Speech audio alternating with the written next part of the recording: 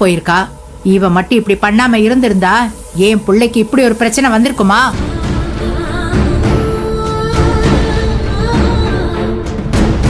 மாமா, அத்தை சொல்றது சரிதான் போல.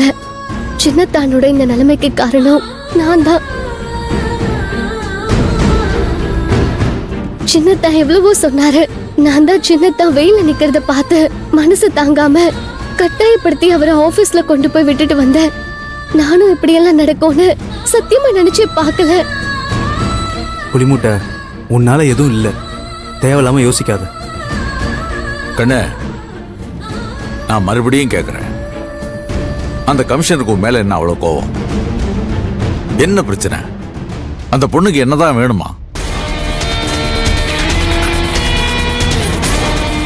கார்த்தி, அந்த கமிஷனருக்கு உன்னை கண்டா ஏன் பிடிக்க மாட்டேங்குது?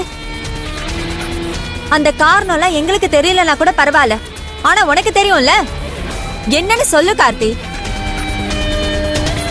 சொல்லு கண்ணு, எதுவுமே பேசாம இருந்தா எங்களுக்கு என்ன புரியும்? இத்தனை பேர் கேக்குறாங்கல்ல, சொல்லு. ஐயோ போதும், தயவு செஞ்சு எல்லாரும் அமைதியா இருக்கீங்களா? எல்லாருமே மாத்தி மாத்தி ஏன் கேள்வி மேல கேள்வி கேட்டுட்டே இருக்கீங்க? ஆபீஸ்ல சில பிரச்சனை இருக்கதான் செய்யும், அதெல்லாம் நான் பாத்துக்கிறேன். இந்த விஷயத்துல யாருக்கு தலையிட வேணாம். தயவு செஞ்சு எனக்கு கொஞ்சம் நிம்மதியா இருக்க விடுங்க. டேய் கார்த்தி,